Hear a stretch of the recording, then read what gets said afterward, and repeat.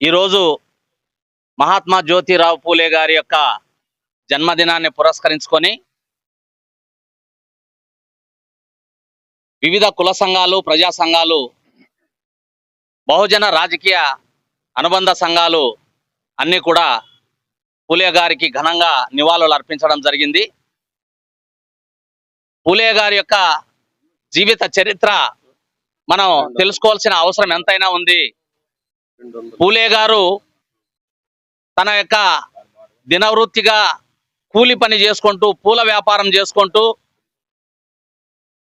మహారాష్ట్రలో ఆయన యొక్క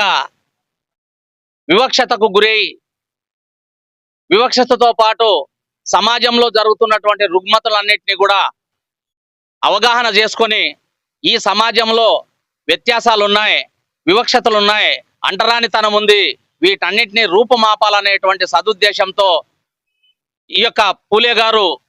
తన యొక్క జీవితాన్ని సమాజ సేవ కోసం అంకితం చేసినటువంటి గొప్ప మహానుభావుడు పూలే గారు అని చెప్పి ఈ సందర్భంగా మనం తెలుపుకుంటున్నాం. అట్లాగే పూలే గారు సమాజంలో మహిళలకు ప్రత్యేకంగా విద్య అందించాలనేటువంటి సదుద్దేశంతో తన భార్యకు విద్యను నేర్పించి మహిళలందరికీ కూడా విద్యను అందించినటువంటి గొప్ప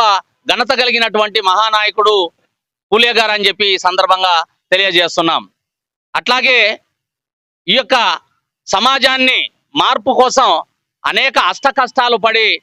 ఈ సమాజంలో జరుగుతున్నటువంటి వాటన్నిటినీ కూడా వివిధ రకాలుగా ఉద్యమాల రూపంలో మహాత్మా జ్యోతిరావు పూలే గారు అనేక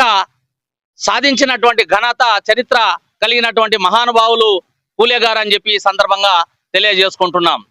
ఎందుకంటే గతంలో సాహు మహారాజ్ గారు రిజర్వేషన్లు కావాలని కోరుకున్నటువంటి మహా వ్యక్తులు. ఆయన బాటలో పూలే గారు కూడా మరి రిజర్వేషన్లు అవసరం, అంటరానితనం ఉన్నంత వరకు రిజర్వేషన్లు అవసరం అని చెప్పినటువంటి మరి పూలే గారు మరి ఈ యొక్క దేశంలో అట్టడుగున ఉన్నటువంటి వారందరి కోసం, మరి సమన్యాయం కోసం, అంటరానితనాన్ని కూడా రూపమాపే విధంగా మరి పూలే గారు పోరుబాటలో ముందుకు తీసుకుపోయినటువంటి మహానుభావులకి ఈరోజు మన యొక్క వివిధ కుల సంఘాలు, ప్రజా సంఘాలు, ఎంఆర్పిఎస్, మరి అదేవిధంగా రైతు మహాజన సమితి, రాజ్యాధికార జేఏసీ ఆధ్వర్యంలో మరి అందరూ కూడా, మరి అదేవిధంగా జైభీం పార్టీ,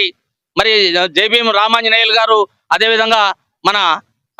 గట్టు రామాంజనేయులు గారు, మరి శ్రీరాములు గారు, మరి అదేవిధంగా ఆదినారాయణ గారు, పుల్లాయప్ప గారు, మరి అందరూ కూడా ఈ యొక్క కార్యక్రమంలో పాలు పంచుకొని ఘనంగా నివాళులు అర్పించినందుకు వాళ్ళందరికీ కూడా కృతజ్ఞత, అభినందనలు తెలియజేసుకుంటూ సెలవు తీసుకుంటున్నాం.